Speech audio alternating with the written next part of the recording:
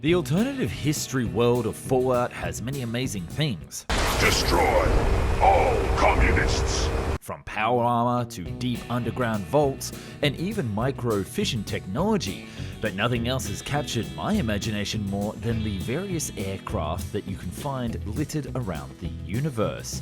And more so, just how widely insane they are. So I thought here on the channel today, let's do a deep dive into one of my favorite universes and react to the nutty concepts that live with them.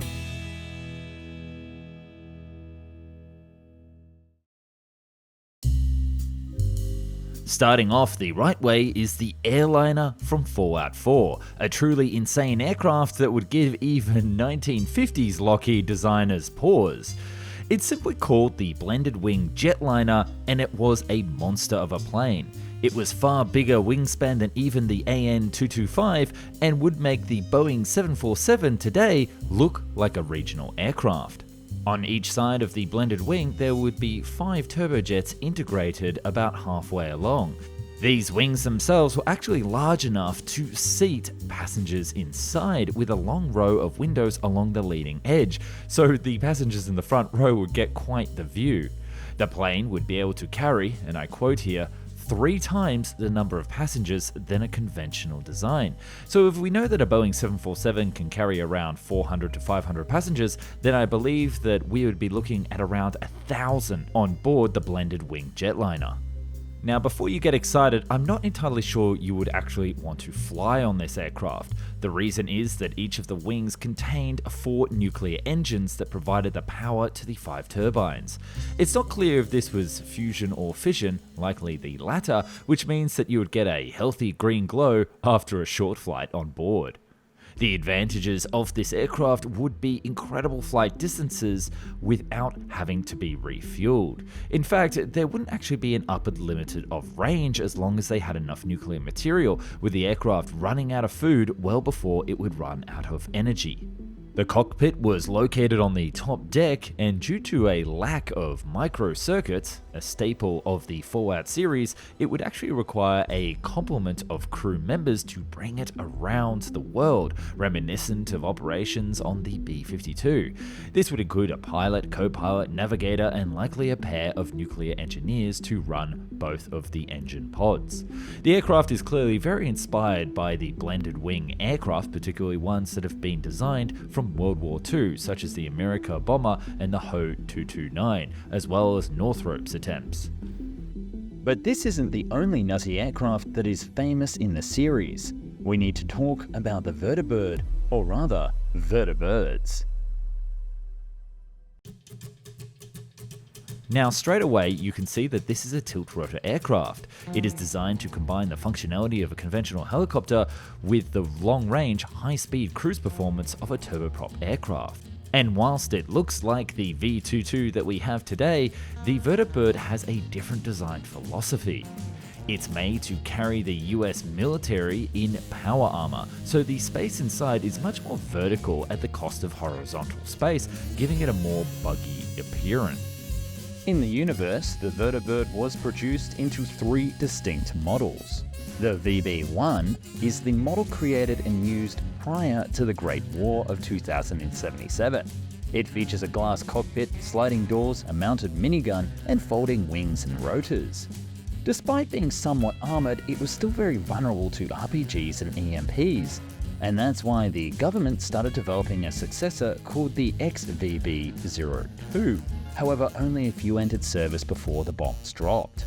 However, the Enclave would complete this model, known as the VB-02, and here we have 2 very different versions. A transport design with a large glass canopy, 6 non-retractable landing struts, a spacious cargo bay, and 7 bladed rotors for extra lift, and a gunship version with a heavily armored hull, 4 rotor blades, 4 retractable landing struts, and better armament. There was also a few different experimental models, as well as a completely robotic version that had a drone computer running it. The Vertibird stands out not merely as a support craft, but as a formidable instrument of battle under certain conditions. Among their lethal arsenal is a nose-mounted Gatling laser cannon capable of delivering sustained fire from a distance, complemented by a minigun on the left flank designed for passenger operation, which can swiftly cut down swaths of infantry.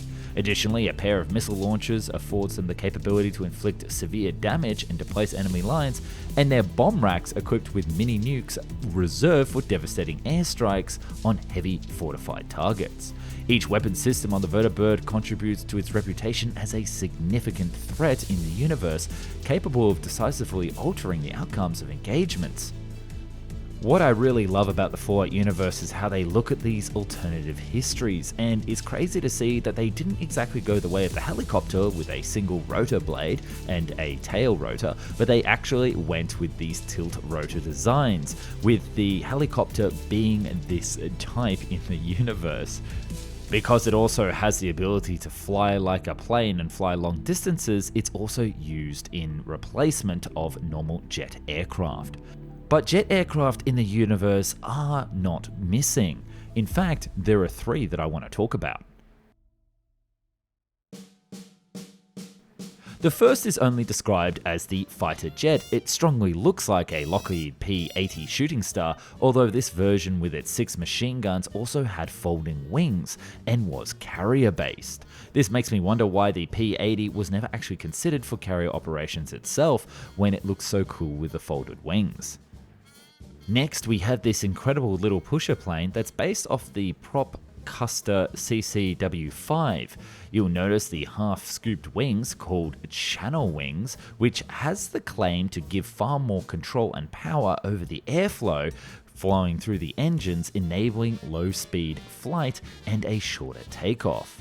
Only 2 CCWs ever flew, 11 years apart, but the type never entered serial production.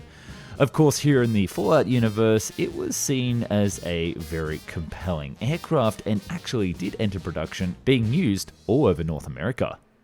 Now we get to one of the most wackiest planes that I've seen. It's called the Stingray Deluxe.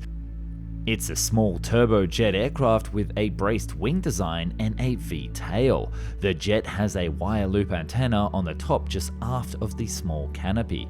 Originally in the game it was going to be a private jet, but as the development of the series went on, it became more of a fighter jet. It's armed with 4 cannons, missiles, and rocket pods, although we never see it fly in the games or the series. Apparently a version of this was also used on the Battle of the Moon at the Sea of Tranquility, according to a mural that players can discover. And you can see it flying over here with the Saturn V rocket taking off in the background from the moon, which is a whole bunch of questions. In Fallout New Vegas, there are 2 major airports that you can go visit. The first one contains a B-52 bomber, which becomes an important plot point later, but it's pretty much an original aircraft. Whilst at the Las Vegas airport, Camp McCarran, there are several cargo planes. Based on the Douglas C-47 Skytrain, the cargo plane is a light green double-folded wing aircraft. This design allows it for easy storage of the aircraft in hangars and on the runway. The aircraft design was made for cargo flight and has features that distinguish it from a conventional passenger aircraft, such as a wide fuselage cross-section, a high wing to allow the cargo area to sit near the ground, and numerous wheels to allow it to land at unprepared locations, which is obviously going to be most airports across the Mojave. But it's not just the American aircraft that make an appearance in Fallout, but also that of the Chinese, and boy, this one is crazy. This bomber is a flying wing with 4 jet engines, but it actually has a twin fuselage. Both of the fuselages have frontal cockpits for the crew, as well as 4 engine bays that allow enhanced payload capacity and speed of delivery of these munitions. There's also a small rear bubble that allows for observing targets in the rear and engaging them. And honestly, I love this design because it's actually quite rare in real life, but it is a useful aircraft design with that double fuselage. We did have a version in our world for the Mustang to give it increased fuel capacity and a longer patrol range, although the Soviets did plan to build something this big with the giant AN-225, which surprisingly you can watch all about right here on the channel. But there's one last huge aircraft that we need to talk about, in Fallout, the impressive Brotherhood of Steel airship. Do not interfere. Our intentions are peaceful. The airship design weighs in at 40,000 tons and is a rigid-frame dirigible kept aloft by 4 large internal gas bags. Due to the scarcity of helium, the Brotherhood of Steel has opted to use hydrogen as the lifting gas instead, encasing it within heavy armor on the main deck to shield both the gas bags and the onboard personnel and equipment.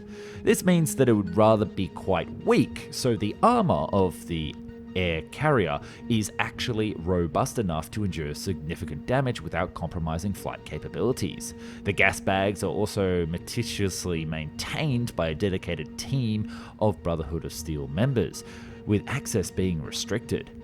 Although it would take a lot of explosives to rupture or ignite the hydrogen, open flames are still banned anywhere on the hull. The core of the airship is powered by a nuclear fusion plant, which drives the main engines, 4 large propellers at the stern, and additional thrusters on the flight deck.